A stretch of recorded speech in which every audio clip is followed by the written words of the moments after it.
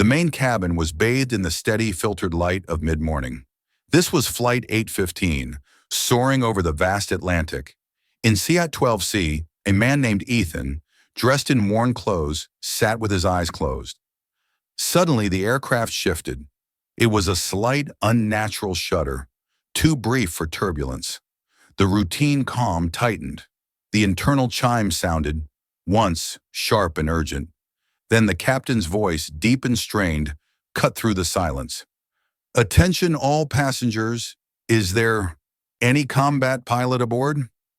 All eyes snapped up, searching. Ethan Miller, in seat 12C, slowly opened his eyes. Ethan Miller was a man defined by the quiet rhythm of his life. He was a single father, a passenger in the cramped confines of economy class, utterly indistinguishable from the other travelers. His plain jacket, slightly faded at the shoulders, and his worn backpack offered no hint of a past that defied his present. He was flying commercial for one reason: to attend a quick, non-negotiable custody hearing more than 1,500 miles away.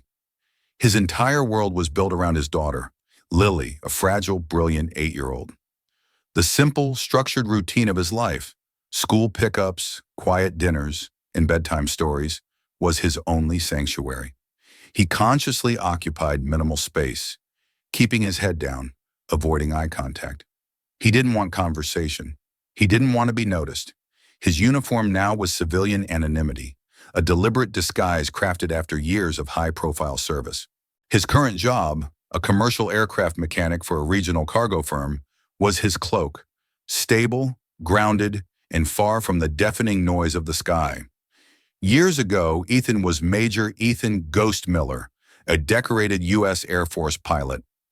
He wasn't just a flyer, he was a master of high-stress aerial maneuvers, specialized in pushing experimental fighter jets through real-world, highly volatile combat zones. His call sign, Ghost, was earned for his chilling ability to execute complex tactical missions and disappear without a trace. His mind was a hyper-efficient machine, processing speed, altitude, and asymmetrical threats faster than any computer. He had an almost symbiotic relationship with the complex machinery, understanding where the algorithms ended and the metal began. His legendary career ended abruptly after a mission over the Arabian Sea. The operation was classified, but the truth remained simple. Political pressure forced a software change he vehemently protested. This hack was designed to artificially extend the drone's operational range for a demonstration, compromising the core safety redundancies. When the mission went sideways, a sudden wind shear met the corrupted flight control loop. It resulted in a catastrophic cascade. The failure cost the lives of his co-pilot and 2 ground personnel. The resulting trauma was the unshakable memory of that catastrophic failure, the metallic stench of guilt that money and prestige could not wash away. Ethan refused to be a pawn in a game where integrity was traded for political success. He walked away from the rank, the high pension, and the prestige. He chose self-imposed exile, dedicating himself to the absolute non-negotiable safety of his daughter. On this plane, surrounded by chattering passengers, Ethan was an island of stillness. No one knew his history. No one saw the combat ribbons that should have adorned his chest. To them, he was just seat 12C, another weary traveler. The first shudder was subtle, barely noticeable. A woman 2 rows back complained to the flight attendant about that cheap airline turbulence. The flight attendant offered a practiced, scripted reassurance, smiling with forced calm. But Ethan felt the vibration differently. He didn't just hear the engines. He felt their frequency through the soles of his shoes and the bones of his spine. He knew that particular shudder was not from atmospheric pressure. It was an internal asymmetry, a structural issue. He sensed the slight change in the rhythmic drone of the engine, the unusual cadence of the air compressor cycling. It was a dissonance in the machinery's heartbeat. He focused deeper, using the skill set he had developed in the cockpit of a failing F-15, listening with his body, not his ears. He was reading the machine's internal language. The small, seemingly harmless vibration was the physical machine revealing a deep-seated truth that the automated digital systems were likely still filtering out as acceptable noise. Ethan knew the truth. The noise was getting louder, and the digital lie was about to break. He remained outwardly calm, but internally, the ghost was already back in the air, running diagnostics with his intuition. He continued to watch the attendant's strained smile, waiting for the inevitable. The peace was temporary and the plane was already in trouble. The predictable world Ethan had sought had just shattered at 35,000 feet. The low, unsettling vibration that Ethan first detected suddenly escalated into a terrifying, sustained rattle. The entire airframe shook violently for a gut-wrenching 5 seconds. Overhead luggage compartments creaked, and a nervous collective gasp swept through the cabin. A poorly secured bag tumbled from an open bin. Up front, the primary flight management system, FMS, was now flashing an inconsistent engine fault. Specifically, the data showed a severe asymmetrical power loss in Engine 2, immediately followed by an anomalous full power restoration. The readings cycled erratically, contradicting themselves between catastrophic failure and perfect function. Captain Thompson and First Officer Harris, both highly trained commercial pilots, wrestled with the heavy control yoke. Thompson felt the controls grow sluggish and heavy, like steering through water. Yet the FMS insisted that the control surfaces were fully functional. The standard procedures, checking the bleed air, cross-referencing fuel flow, did not align with the erratic data. Everything felt wrong, yet the instruments were giving conflicting, confusing information. The weather was clear, the data was not. Captain Thompson's internal monologue was a cascade of rising dread. He was flying a billion-dollar machine governed by redundant protocols, yet those protocols were actively deceiving him. The book doesn't cover this. The plane was not responding to inputs designed to save it. It was actively rejecting them. Thompson tried to bank right, but the yoke resisted, forcing a gentle drift to the left. "It's fighting us, Henry," he whispered to Harris. "It's dampening our input, treating us like a destabilizing force." He felt a cold dread. The machine was prioritizing its faulty programming over the pilot's commands. He had reached the point of utter helplessness, where protocol was a death sentence. His commercial experience told him to trust the instruments. His gut, honed over 20 years, screamed that the instruments were wrong. He needed someone who knew how to break the logic of the machine, not follow it. The captain's first transmission was clipped and formal. "Ladies and gentlemen, we are experiencing minor control fluctuations. Please remain seated and fasten your seatbelts immediately." But the passengers were no longer listening. Fear was spreading, silent and contagious. The man in business class, already nervous, suddenly sprang from his seat, shouting about his family and demanding to know what was happening. His panic ignited others. A young woman began to hyperventilate. The flight attendants, trained for medical emergencies and small fires, were overwhelmed by the psychological panic. Their carefully controlled composure began to crumble, and their desperate attempts to enforce calm only amplified the underlying terror. The cabin was dissolving into controlled chaos, a terrifying symphony of fear, crying, and the rhythmic, unnatural shudder of the compromised airframe. The plane shuddered again, this time with a deep, grinding sound that felt structural, metal on metal protesting. The lights flickered, briefly plunging the cabin into darkness before the emergency lighting snapped on, casting a harsh, sickly glow over the terrified faces. A child began to wail, a sound that cut through the noise and pierced the captain's focus. Thompson knew his time was up. He was losing the fight against the FMS, and the window for a stable recovery was closing fast. He looked at his first officer, Harris, whose face was ghostly white. They had been taught never to trust an outside civilian, never to violate the chain of command. But the rules were written for a predictable world. This was chaos. The captain made the decision. He was going outside the protocol, risking his career, his license, and potentially his freedom. He reached for the microphone again, his hands visibly shaking in the sterile light of the cockpit. His voice was no longer calm and slow. It was strained, bordering on desperation, yet still commanded attention. "This is your captain speaking. We are facing a critical technical issue that we are working to resolve. Our flight control systems are compromised. I repeat, if there is any combat pilot aboard, military, tactical, or experimental, especially those with experience in high G, high angle of attack maneuvers.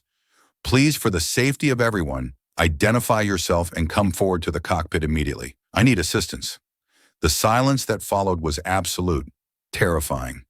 Every passenger, nearly 300 souls, turned their heads. The atmosphere was so tense that the slight sound of the remaining engine felt deafening. Every single eye in the cabin focused, not on the cockpit, not on the ceiling, but on the one man who had been resting quietly in the middle of the aircraft. Ethan Miller, the single father, the man in the worn jacket, the janitor in his daily life, slowly pushed the armrests up. He paused for a fraction of a second, his past and present warring in his mind. Lily's face flashed before him. He then slowly, deliberately began to rise from seat 12C. He walked into the aisle, his gaze already locked on the cockpit door. The chaos in the cabin instantly stilled, replaced by a collective, silent hope focused entirely on the unassuming man in the middle seat. Ethan moved with an unexpected grace, the motion of a man accustomed to G-forces and sudden, violent necessity, not simple turbulence. He reached the partition. The flight attendant, tears welling in her eyes, instinctively moved to block him, reaching for her checklist. Ethan did not raise his voice, nor did he offer identification. He simply looked her in the eye, and the sheer, unshakable competency in his gaze was enough. She immediately stepped aside. The cockpit door was open just a crack. Ethan pushed it open fully, stepping over the threshold into the critical space. Inside, the two commercial pilots were pale, struggling against the heavy control yoke. Thompson, the captain, looked up, his eyes wide with a mixture of immense relief and profound doubt as he registered the civilian clothes and the lack of any official designation. Twist 1. The revelation of expertise, the lie of the algorithm. Ethan did not salute. He did not introduce himself as Major. He took a single, controlled step into the cockpit, ignoring the flashing screens and the pilot's frantic movements. His voice, calm and measured, was his first true command. "Captain, what's your indicated airspeed and your stick input authority?" The question was not an introduction. It was a direct, technical query that bypassed the superficial panic and went straight to the core aerodynamic metrics. Thompson, the captain, was momentarily stunned by the authoritative tone, but the phrasing was too specific, too professional to ignore. 210 knots and 55% authority on the pitch. But it feels soft, rubbery, like the air is fighting back. Ethan absorbed the data. He looked not at the chaotic, blinking computer screens, but at the older, more reliable indicators, the artificial horizon and the vertical speed gauge. The contradictory engine data was confusing the FMS, leading to a specific deadly condition that commercial protocols rarely encountered: a post-stall deep compensation. Ethan's mind was moving at hyperspeed, a remnant of his combat days. While the pilots saw conflicting lights and heard alarms, Ethan saw the aerodynamic state, the lift vector, the thrust asymmetry, and the false AOA reading. It took him less than 3 seconds to diagnose the deep compensation loop. He explained the mechanics with chilling precision. The intermittent failure on engine 2 is confusing the FMS's angle of attack, AOA sensor input. The system thinks we are approaching a stall, even though our speed is stable. In an attempt to protect the aircraft, the FMS is overcorrecting for this non-existent stall by commanding a massive, incorrect pitch-up correction while simultaneously trying to manage the asymmetrical thrust. You are not fighting the wind, Captain. You are fighting the computer's panic attack. Your plane is not stalled. Your system thinks it is, and is actively flying you toward disaster. He paused, letting the magnitude of the algorithmic betrayal sink in. It's a failure of the algorithm's self-preservation loop. The computer is chasing its own tail, and your input is just adding more chaos to the calculation. He leaned in, pointing directly at the altitude monitor, his hand hovering over the controls without touching. He was now operating purely as an external tactical advisor, a voice of absolute truth. You must execute a counterintuitive dive. Reduce pitch severely. You need to drop your nose and gain speed immediately. Now, you must bypass the system's compensation loop entirely by taking the machine into an attitude the FMS wasn't designed to handle. You have to commit to the dive to prove the computer wrong. The captain looked at him, genuine terror in his eyes. Every ounce of commercial training screamed against that action. Never dive in an unknown condition. Never ignore a pitch warning, especially one that insists the ground is approaching too fast. But the stick is fighting me. The altitude alarm is going off, Thompson stammered, his professional training locking him into paralysis. The first officer, Harris, openly gaped at the simple, terrifying clarity of the command. He understood the physics of what Ethan asked, but the violation of procedure was staggering. Dive at this altitude? Harris choked out, a final, futile protest. Ethan's gaze snapped to him, cold and absolute. Yes, now, or you'll run out of sky while arguing with a glitch. The altitude alarm is a lie. The speed is the truth, Ethan commanded, his voice suddenly sharp, carrying the weight of 1,000 combat hours. He moved his hand not to the yoke, but to the captain's shoulder, a single firm point of grounding.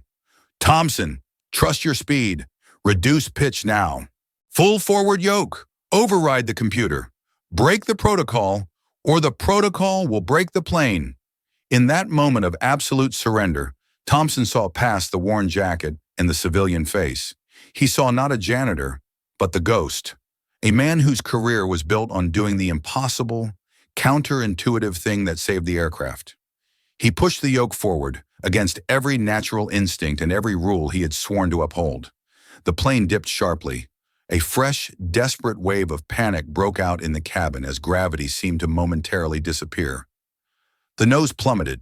Then, the miracle. The airspeed instantly jumped, the controls became taut and responsive, and the deep, grinding vibration vanished, replaced by the steady, familiar drone of the engines. The FMS, momentarily confused by the sudden, aggressive maneuver, reset its false stall compensation loop. The aircraft stabilized, smooth and steady, cutting through the air like a knife. Twist 2, the authority of decision, the unmoved hand. The crisis was averted.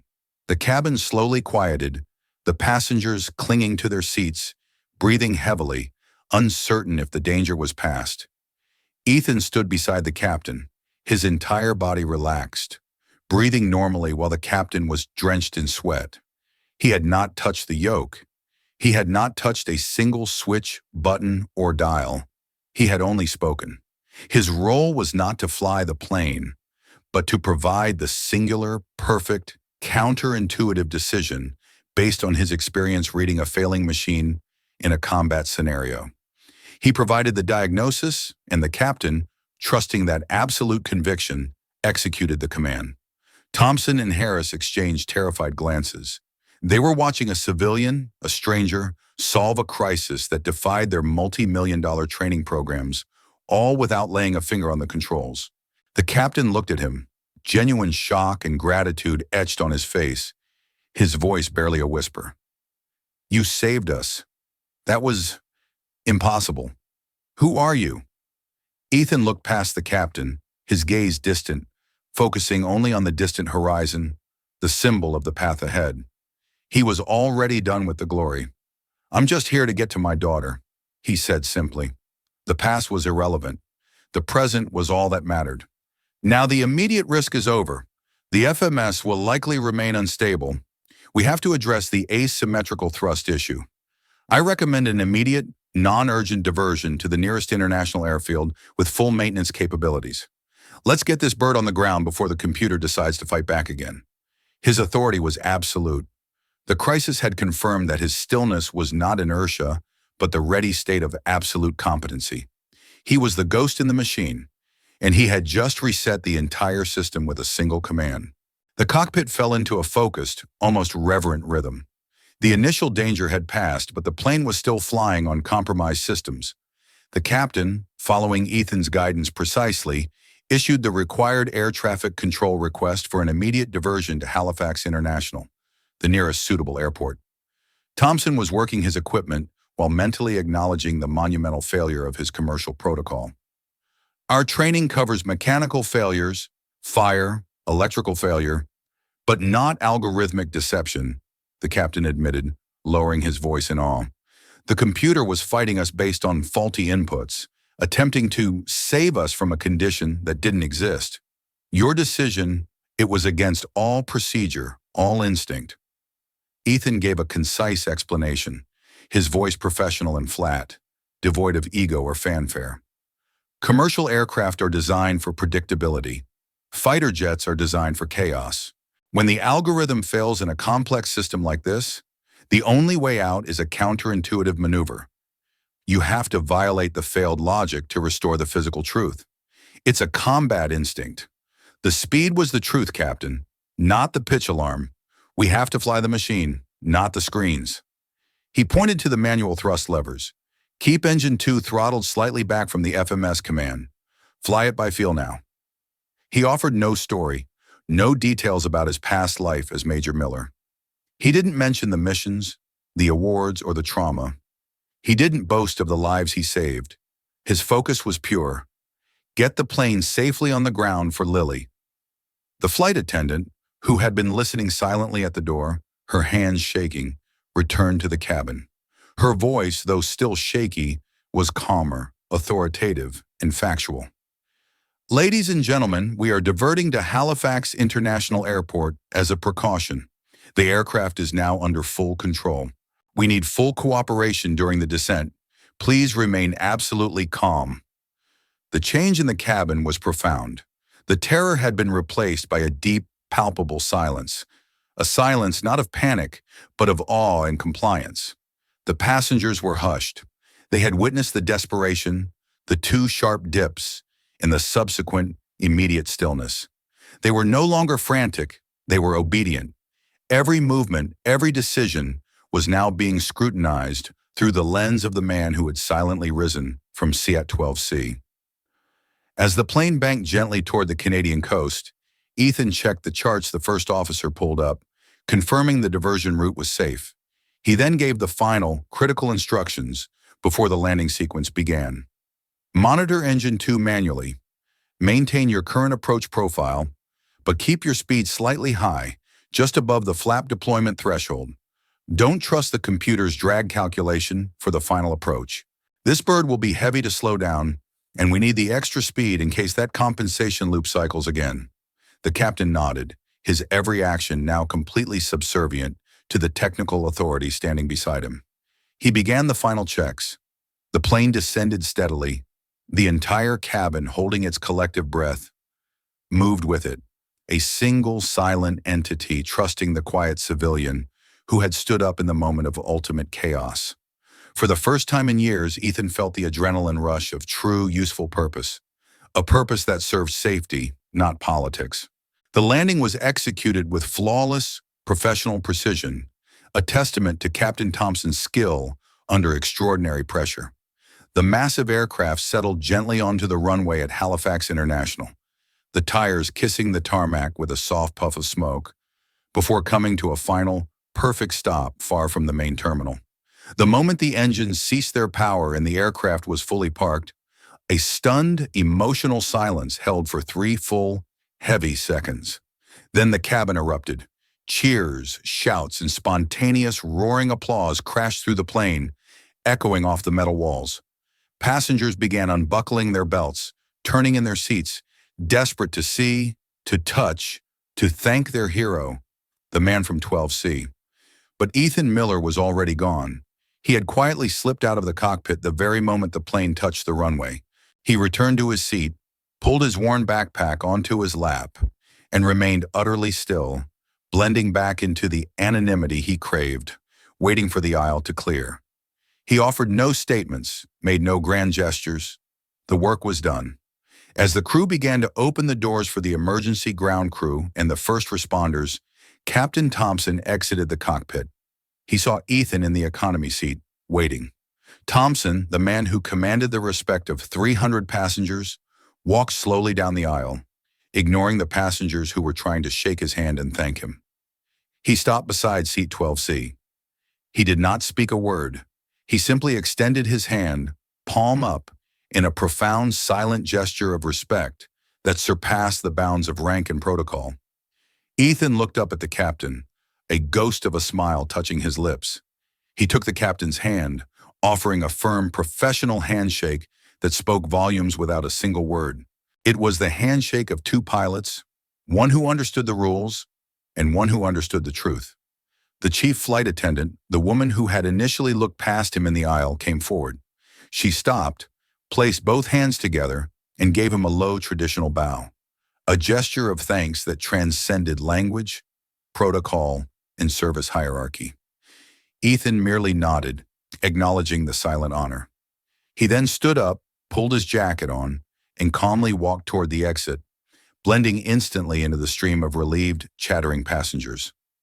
He looked like any other tired man, eager to catch his connection. He passed the woman who had complained about cheap turbulence and the man who had screamed in panic. They looked at him now, their faces etched with reverence, but they could never truly name the man who saved them. They would only remember the man who stood up when no one else could. He was just a man with a backpack, leaving a flight that would become the most legendary, whispered moment in that airline's history. No news outlet would ever find his name. No passenger would ever truly know his identity. But in that small, pressurized tube of metal, a moment of profound truth had occurred. Ethan had proven that the highest form of power is not found in title, but in the unwavering stillness of courage and competence. He was still the man who sought anonymity, eager to get back to his quiet life and the simple promise of safety he had made to his daughter, Lily. But no one on that flight ever dared to call him just a passenger again. A single desperate question had changed everything. If you believe stories like this deserve to be told, leave a comment and subscribe to My Stories. We tell the stories that shouldn't be forgotten.